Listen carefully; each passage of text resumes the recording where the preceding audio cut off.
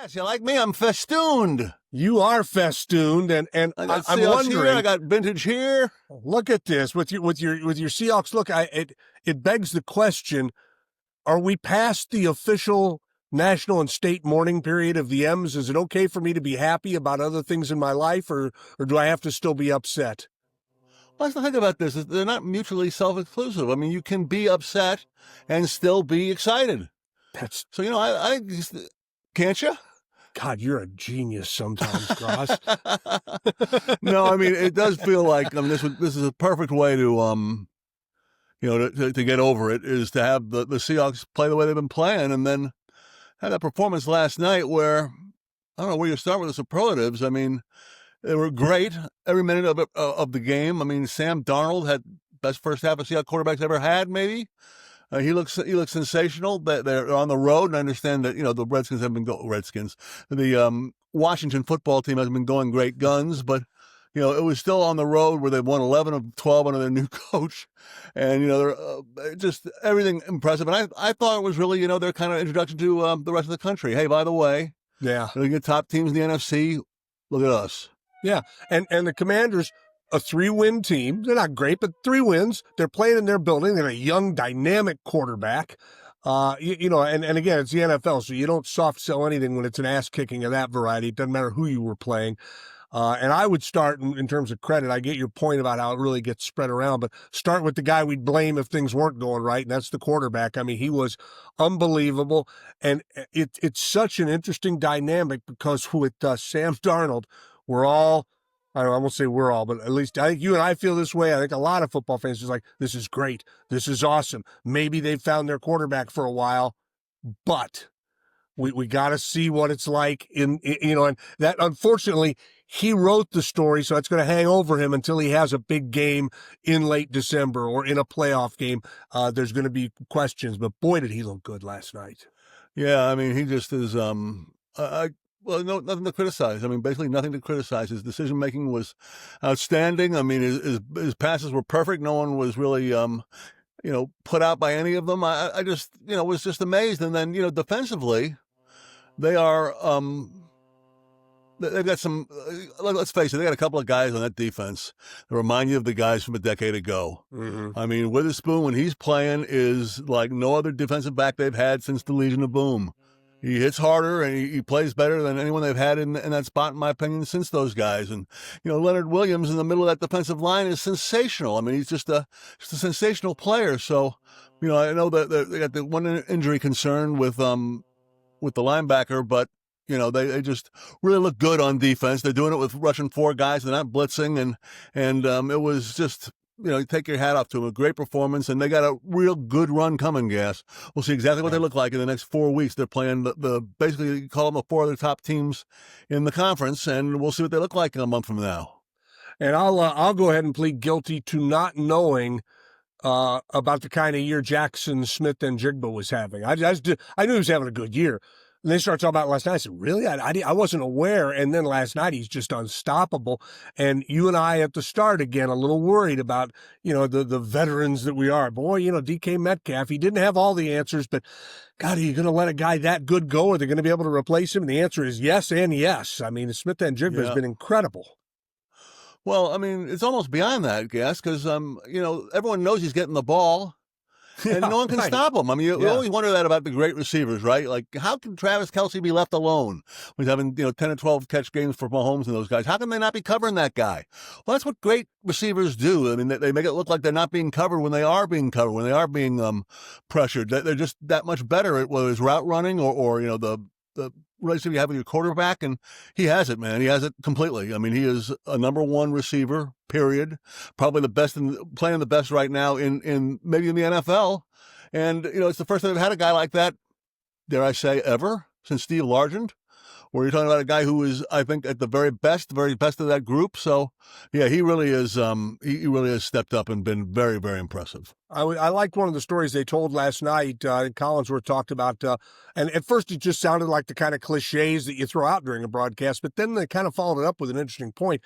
They said that, after Metcalf left, Smith and Jigba, decides I'm going to become the best receiver in the NFL. Well, every receiver is going to think that about himself. Then he goes to his coach, says, how do I do this? This is what I want. And then they get Cooper Kupp to come in, and you start thinking about, well, how does that help a veteran guy who can come in and then get back to the original guy? Jackson's got this amazing amount of natural talent and ability and smarts. All of it kind of rolling into, Metcalf's departure, him suddenly realizing I can be the guy. Good veteran guy comes in who maybe gets his ear a little bit. A perfect storm for a guy who wants to, says, I want to be the best in the league. Okay, well, so does everybody. How are you going to do it? Well, here's a path for him now to do it. And he's taken to that path. Yeah. It's fun, man. The other thing I was thinking in terms of this weekend's results, you and I talked at the start of the year how it was going to be fun, or at least interesting, to watch the Seahawks compared to the Raiders. They're not in the same conference. They're certainly not in the same division, but it's going to be interesting. Did the Seahawks make the right move with McDonald letting Pete go a couple of years ago? What about Geno? And boy, is it just a dumpster fire in Vegas. And it's too bad. It seems like a lot of it's fallen on Chip Kelly that they can't. Silver wrote some interesting stuff about their game yesterday, that the offense is just so predictable. And Pete's not an offense guy. He brought in Chip Kelly to run the offense, and it's so far the experiment would be, well, the Seahawks made all the right moves, and I'm sorry it's coming at Pete's expense, but the Raiders are in bad shape again. Yeah, they are. They've been in bad shape, so it wasn't going to be a reclamation immediately for Pete Carroll, but you can certainly say that the Seahawks made the right decision right now, and I don't think it's going to change a quarterback. I mean, there's no doubting they got the right guy for them right now. McDonald is stepping in and coaching very well. I still think Pete Carroll can have some success down there, but it's Mark Davis. No one has run that franchise well, including Al Davis, the last 10 years of his life. He hasn't been running it well, and this was the Chip Kelly hire was. Lay it square at his feet. I mean, he was the highest paid assistant coach, I think, in the league, and no one was after him. He didn't have to pay him that much in the first place. So, it was tough yesterday. I love the fact that, think about the conversation, Gas, if they had made the 2-point conversion, and won the game, instead of tying it. And, it'd still be 3-6 or something like that, but they'd have a little momentum going. So it's just that close to being, in the NFL. We know that every single week fortunes can change, but no, I don't think you can argue that the Seahawks have made all the right moves going to this point. Now we'll see if they do something at the trade deadline. Although, I don't know if there'll be a sexy acquisition as much as an interior lineman is a sexy acquisition. But if they're going to do anything, that's what I'd do: is get an extra guard or center or something like that to help with the running game. Otherwise, I think you're in a pretty good situation with the personalities of your players. If they don't do anything, it's not the end of the world, but it feels rare, and it kind of is fun to be excited about the NFL trade deadline, because normally it's not one that gets you all worked up. But here it's like, well, geez, what could they do? Is there a piece in the secondary they could find? Is there some splashy guy they could bring in? Is there just an interior lineman? Like you said, not a sexy thing, but I'll bet you're going to need another interior lineman before the end of the year. So the kind of thing that, and again, the kind of thing you're doing, not because you're trying to build something into the future, because you're trying to win now. I mean, the no mistake about it. McDonald, the entire staff, the entire players, like, hey, you know what? We can do it this year. It's still a long way to go, but when you're 6-2 and you got a quarterback who's on fire, like, all right, good. You know what? This feels like our year, guys. Let's go. Yeah, definitely, I agree, and it does feel like their year. And in Schneider, we trust. Yeah. Yeah, it's interesting because, like anybody, like any GM, especially any player personnel guy, there's going to be hits and misses, and you're going to remember the misses because they're spectacular. They just by nature they're going to be. But their chance they took on Darnold, and Darnold is an interesting guy, and not just because he's a Seahawk now, but he's an interesting guy to root for because he had a lot of roadblocks in his way. He's got a lot of natural talent, but he had a lot of bad things happen to him, and he hung in there. I mean, I was thinking last night, and he's just in his path. Reminds me a little bit of Hasselbeck. Matt came in. He'd been a backup for a while. He hadn't had the chances Darnold had, so he hadn't had the kick in the teeth that Darnold had. But it took Matt, 5-6 years in the league before he suddenly was a quarterback capable of being a playoff talent quarterback, and then has a nice, 6 or 7 year run here. That might be what you're looking at with Darnold. And boy, if that's the case, it just it feels sensational and a chance now with what they've built on defense and this coach. McDonald just, how do you not like what he's done? They're 2 goofy plays away from being 8-0 right now. It's something, man. It's Yeah. a different breed of hawk, Groz. It's a meaner hawk. It's a savage hawk. It's a road hawk. It's a road hawk. It's a road hawk. They can't lose on the road. It's a road hawk. Yeah. So we'll see. But here you got Arizona coming in. They're lousy. I think they're going to get drubbed tonight by Dallas. Then they'll come in next Sunday and play their asses off. The way the NFL goes. So. Division game, but yeah, it'll be next month is going to tell the story for these guys. I think as to how excited we are about the end of the season coming up after that, because they'll be going down the last 4 or 5 games, and we'll know what kind of team they have. I think. Before we get to the World Series, which I think we should talk about because it was unbelievable. We'll stay in football and move over to college football, which this is by far the craziest college season I can ever remember. There are so many coaches getting fired in October, now in November. It feels, I keep making this comparison, it feels like what boxing felt like at some point, because there's no central governing authority. So college football is just on its own to make whatever decisions they want. The buyouts, Scott Woodward he's not personally on the hook, but at Texas A&M and LSU negotiates the 2 largest buyouts in history, and both of them have to be executed. Unbelievable. So here's my question for you. What if we looked up and for some reason we can't figure, you were the athletic director at UW. Dave Grosby is the new athletic. It's a shame. Pat Chum was a good guy, but Groz is the man. What would you do with Jedd Fisch right now, knowing that people are going to try and poach him? And I mean, I think he's a pretty good coach. Is he a great coach? Do the Huskies love him enough and feel good enough about what he's done in coming into a tough situation to give him a new deal to keep the Floridas and the whoever else's might be interested in him away? If they go to him and say, look, we'll do a new deal. We want to lock you up, though. We don't want to be coming back here every 6 weeks and having to redo this. Or do you say, nope, let him go to Florida? What would you do with Fisch right now if you're the Huskies? It's a tough question because, no matter what you do, you can't lock them up. You can do a little bit. I know what you mean. Yeah, you can do a little more. You can offer him what you want. You can make him the highest paid coach. If he wants to go to Florida, he'll go. Yeah. So, I mean, on the other hand, you don't want him to feel like you don't really care about him, and you don't care if he stays or goes. You want him to stay. So, my opinion is he's done a good job here. It's continuing to get better. The top 25 now for the first time in a couple of years. He has shown the ability to play in this new world, which is bringing in 30 or 40 players. It seems like every year new, and getting them to play well together. That's happening this year. So I like what he's doing. I don't know if I don't have the same feeling I had about Kalen DeBoer that you have about him, where you really felt you had someone particularly special. But you got a guy who's winning for you, and I've always said, Gas, don't get tired of winning. And the Huskies go 10, 11 wins this year. Why would you do anything else? Why would you make another move if you got a guy who's already doing that for you? So I would say I'm inclined to keep him. I'm inclined to see what do we got to do to keep you happy for the next year or two. Right, and that's why I think you do again. Because you're right. He could sign a new deal and then still go. But I mean, if you went to him right now and said, look, we want these assurances. We want to say you're out of this coaching cycle. We're committing to you. We're giving you this much of a raise. And because it's either that or you do run a pretty decent risk of losing him. He might take DeMond Williams with him. They'd be an interesting package deal to offer to any school. And now you're starting over again if you're UW. At some point, you got to get on the pony that you bet on and ride it. And I just get the sense he's not particularly popular among UW fans. That they've always kind of felt he's looking around, although I don't know that he's ever been caught looking around or has openly coveted other jobs. He probably, look, he's not a fool. He's looking at what guys are doing. But if, I'll compare it to the beloved Hoosiers, went out and said, look, Cignetti, we don't want you going anywhere, so we're going to basically almost double what we're paying you, and we're giving you a lot more stuff and giving you resources. We don't even want you talking to Penn State. Now, to your point, he still could. There's outlets, always things. But you can certainly tell a guy, look, we love you, man. And I don't know, maybe you'd do it to Fisch and he'd still want to leave. It's an interesting conundrum they're in, because it's either, I think he's going if they don't do anything, don't you? Isn't he probably going to be coveted by somebody? I would think so. And, based on what you're doing now, I would do something about it. Though I will say about your beloved Hoosiers, I mean, what you're talking about is a miracle job here this guy has done. Right. About a program that had been nothing for decades, all of a sudden is a powerhouse.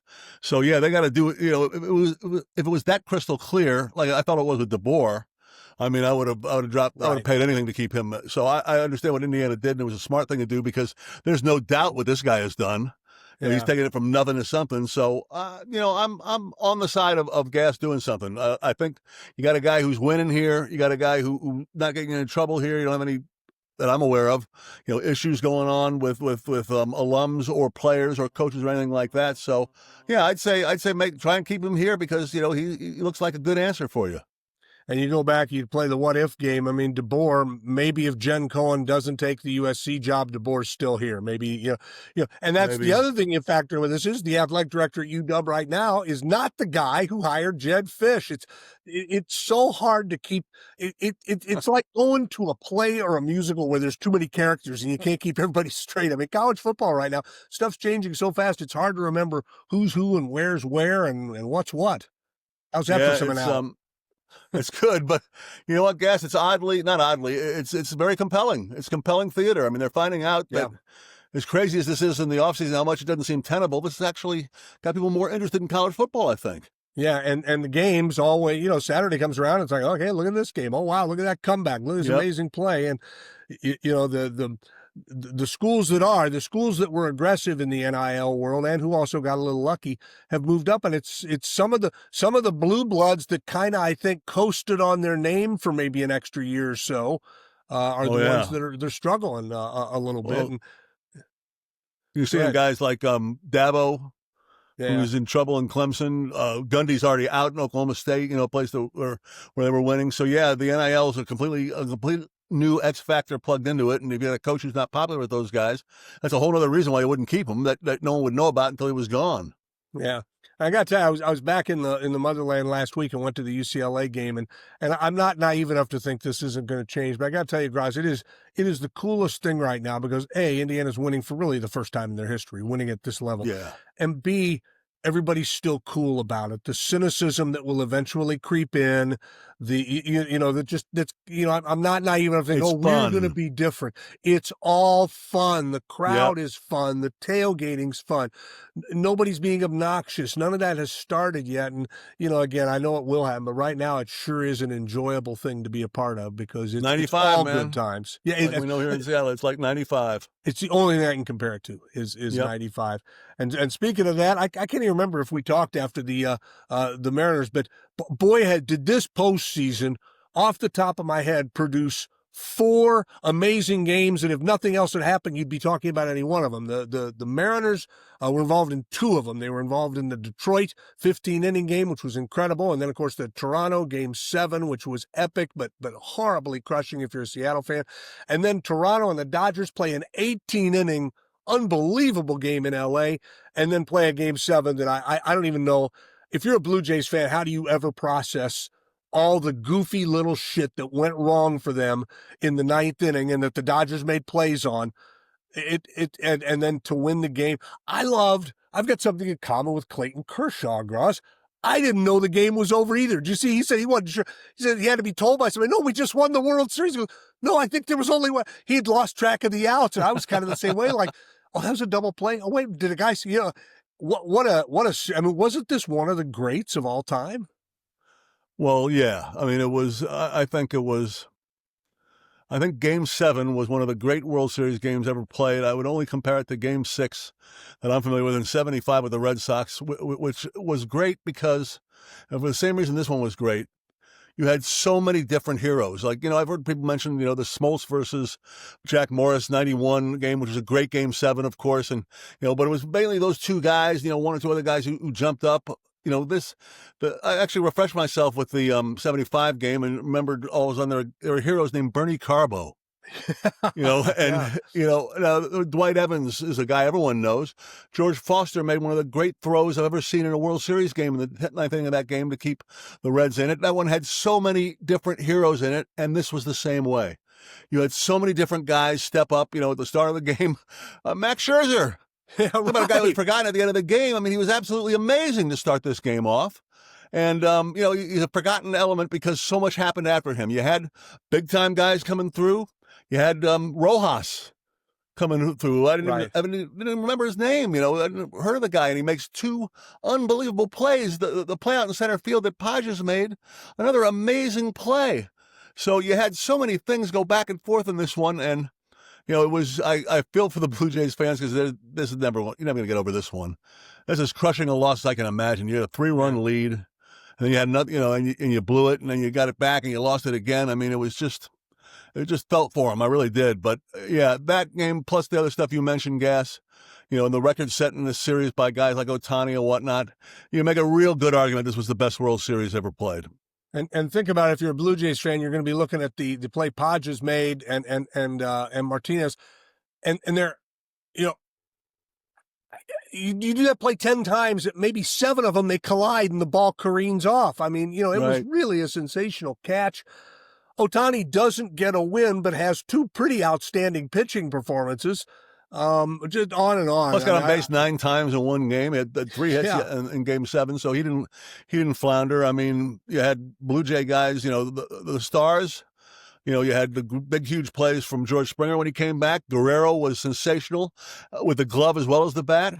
You had guys no one had heard of who stepped up big time for them, and same thing with the Dodgers. It was a great World Series, one of the best certainly. But I think that Game 7 is, it's got to be in the discussion for best World Series game ever played. Yeah, I would agree. Just all of it was spectacular and memorable. Just a great, and I think. It was a great postseason regardless, and there's a couple things I'll say. Because the Mariners were in it, we're all going to remember it longer and remember the specifics of it, not just their games, but every game, because you just were locked into watching it. And I realize this is grasping at straws a little bit, but they're big straws. They're sturdy straws. That game finished the other night, and my first thought was, the Mariners are razor close to both of these teams. Right. Easily could have beaten Toronto, and I think they could have. Now, I'm not saying they would have.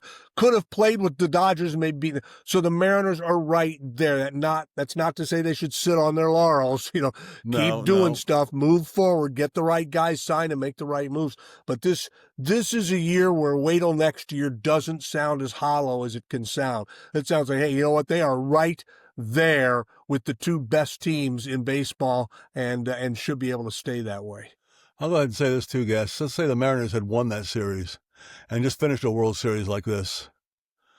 How crushing. I can't even imagine how crushing that would be for the Mariner fan base, who's never won anything, to have the World Series go the way it went for Toronto there at the end. And, we know with the Seahawks, I mean, we've got our moment here in Seattle when the Seahawks, through the pass and lost to the Patriots. And I remember talking to you about at the time, this may be the defining moment of Pete Carroll's, tenure here.